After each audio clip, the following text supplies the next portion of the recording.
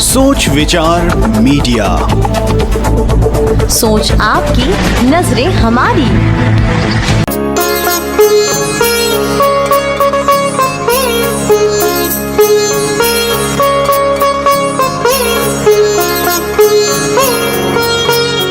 साथियों, कभी कभी ऐसा लगता है कि आकाशवाणी से आती हुई मधुर आवाज जिसे हम सामने देखें कि कैसे वो अपना परिचय देती है, कैसे लोगों को अपनी आवाज से मोह लेती है। ऐसी आवाज की धनी एक उद्घोषक से हम आपका परिचय कराने जा रहे हैं, जो सुप्रसिद्ध छत्तीसगढ़ साहित्यकार कवि श्री दानेश्वर शर्मा जी की पुत्री श्रीमती सीमा शर्मा, जिनकी आवाज आज आकाशवाणी ही नहीं, दूरदर्शन और अनेक मंचों में हमें देखने व सुनने को मिलता है। इसके अलावा वो नाट्य भी कर और सबका मन मोह लेने वाली ऐसी नारी शक्ति श्रीमती सीमा शर्मा से आज हम आपका परिचय कराने जा रहे हैं। छत्तीसगढ़ स्वाभिमान संस्थान के अध्यक्ष डॉक्टर उदय भान सिंह चौहान और सोच विचार मीडिया की एक पहल नारी शक्ति को समाज के सामने लाना है और जागरूकता फैलाना है। छत्तीसगढ़ आकाशवाणी की आवाज की धनी श्रीमती सीमा शर्मा जी से हम आपको रूबरू कराने जा रहे हैं और दिखाते हैं कि आकाशवाणी में प्रोग्राम कैसे देती है, कैसे सबका मन मोह लेती है, सिर्फ सोच विचार मीडिया में। नमस्कार, आप देख रहे हैं सोच विचार मीडिया में। मैं ममता सोनी और आज सोच विचार मीडिया की टीम एक बार फिर से पहुंच चुकी है छत्तीसगढ़ राजधानी रायपुर स्थित गुढ़ियारी और आपसे फिर एक ऐसे मेहमान से मुलाकात कराने जा रहे हैं जिनके बारे में प्रांत अध्यक्ष डॉक्टर उदय भान सिंह चौहान जी ही बताएंगे कि आज की मेहमान कौन है। चलिए मिलते हैं। सभी लोग मोर सेवा जोहार। आज मैं आप मन ला जैसे रूबरू कराने जात हो, रूबरू कराए के पहले भी मैं गोट बात करे हो कि मोर छत्तीसगढ़ के नारी में इतनी शक्ति है। नारी शक्ति को यदि सृष्टि के निर्माण में है तो उसका बहुत बड़ा वो है। तो मैं छत्तीसगढ़ से परंपरा को शुरू किया है और वो लगातार हमारे सोच विचार मीडिया के साथ प्रतिदिन आपको नई नई शख्सियतों से, नई नई प्रतिभाओं से प्रदर्शित करा रहा हूँ।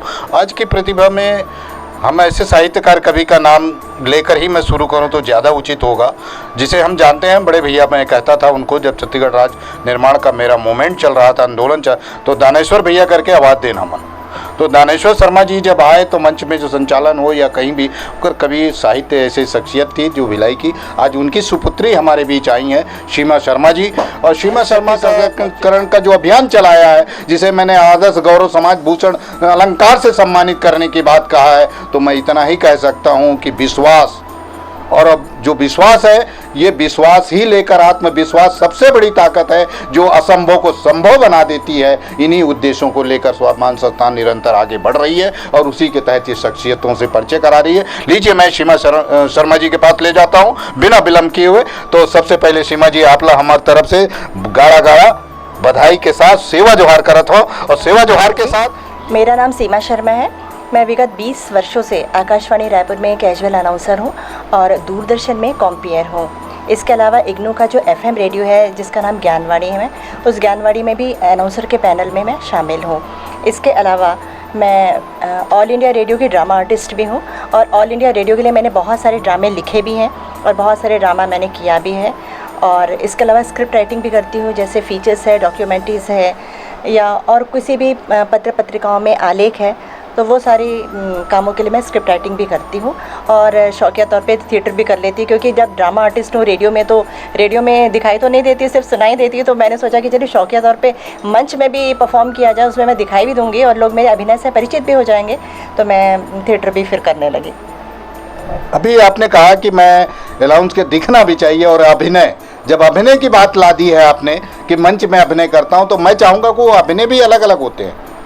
अभिनय भी अपने, जैसे कहते हैं, अभिनय का एक कितना ब्रॉड क्षेत्र है कि आप हास्य में करते हैं कि चरित्र अभिनेता का करते हैं, कौन सा अभिनय करती हैं, वो अभिनय भी आप बताएं कि किस तरह से पार्ट जो होते हैं, अलग अलग पार्ट होते हैं, तो उस पार्ट का भी नाम बता दें कि वो पार्ट का कौन सा आपने चयन किया। चौहान जी, मेरी किताब निकली है सबरंग नाम से। उसमें आकाशवाणी में दैनिक प्रसारण होता है FM चैनल में, जिस कार्यक्रम का नाम है सबरंग। उसमें जो अनाउंसर रहती है आधे घंटे तक अपने श्रोताओं से बातचीत करती है किसी भी विषय पे, जैसे तन्हाइयों पे ले ली, मेहनत पे ले ली, दोस्ती पे ले ली, या अंतर्राष्ट्रीय महिला दिवस है तो महिलाओं के संबंध में बात कर ली, या परिवार कल्याण पखवाड़ा चल रहा है तो परिवार कल्याण पखवाड़े के संबंध में बात कर ली, राष्ट्रीय युवा दिवस के उपलक्ष्य में बात कर ली। तो इस तरीके से हम लोग फिल्मी गानों के साथ श्रोताओं का मनोरंजन करते हैं, क्योंकि FM चैनल है, लोग रेडियो खोल रहे हैं फिल्मी गाने सुनने के लिए। तो हम किस तरीके से पेश करें कि उनको सूचना भी मिल जाए, शिक्षा भी मिल जाए और उनका मनोरंजन भी हो जाए। तो मनोरंजन के नाम पे हम गीत सुना देते हैं, और जो भी सरकार की जो भी नई योजनाएं रहती है महिला दिवस के अवसर पर या परिवार कल्याण पखवाड़ा के अवसर पर, जो भी सरकार योजनाएं लाती है वो धीरे से उन योजनाओं की जानकारी भी देते हैं और मनोरंजन भी कर लेते हैं, और मतलब जो हमारे जो श्रोता है वो शिक्षित भी हो जाते हैं। तो इस तरीके से एक कार्यक्रम मैंने प्रस्तुत किया था एक दिन सबरंग परिवार कल्याण पखवाड़ा के ऊपर है। उसकी थोड़ी सी स्क्रिप्ट मैं आपको सुना देती हूँ।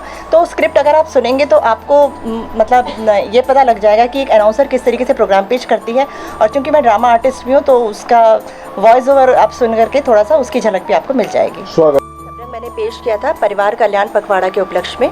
तो स्क्रिप्ट तो लंबी है, यहाँ पे 1-8 मिनट की जो स्क्रिप्ट है जो मैंने उस दिन बोला था सबरंग कार्यक्रम में, उसको पेश कर देती हूँ। इससे आप लोगों को ये भी पता लग जाएगा कि अनाउंसर श्रोता से किस तरह से बात करती है रेडियो में।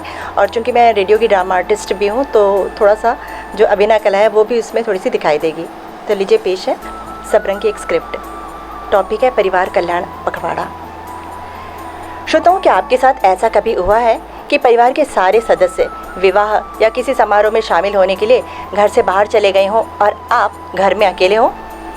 कैसा महसूस करते होंगे आप अकेले रहने में? कुछ दिन तो ठीक लगेगा, पर बाद में बोरियत महसूस होने लगेगी, है ना? जानते हैं क्यों? क्योंकि हम एक सामाजिक प्राणी हैं। परिवार के बीच में रहना हमारी प्रकृति है। परिवार के सारे सदस्यों के आपसी प्रेम, सहयोग और सामंजस्य से घर तैयार होता है, वरना इसके अभाव में घर मकान में तब्दील हो जाता है। ये परिवार भी बड़ी अजीब पाठशाला है। तलाश मेरी थी पर भटक रहे थे वो, दिल मेरा था पर धड़क रहे थे वो, आंसू मेरे थे पर सिसक रहे थे वो। परिवार में एक सदस्य सपना देखता है पर उसे साकार करने के लिए जोर सब लगाते हैं। ऐसे में एक गीत बन पड़ता है। गीत के बोल हैं, तेरा मुझसे है पहले का नाता कोई, यूं ही नहीं दिल लुभाता कोई, जाने तू या जाने ना, माने तू या माने ना। तो आइए सुनते हैं ये गीत। अभी सीमा शर्मा से आप डायरेक्ट आकाशवाणी सुन रहे थे।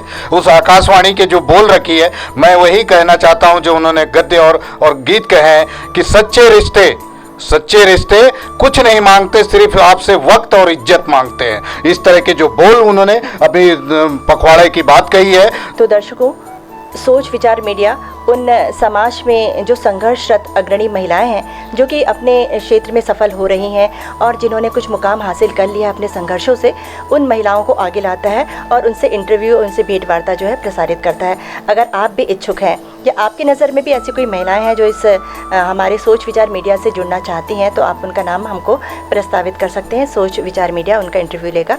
और इसके अलावा भी अगर आपको हमारा कार्यक्रम पसंद आया तो आप हमारे कार्यक्रम को लाइक करें, सब्सक्राइब करें, या आपको कुछ आवश्यकता महसूस होती है कि कुछ कमेंट करें तो आप कमेंट भी कर सकते हैं। ऐसी खबरों के लिए बने रहिए हमारे साथ सोच विचार मीडिया में। नमस्कार।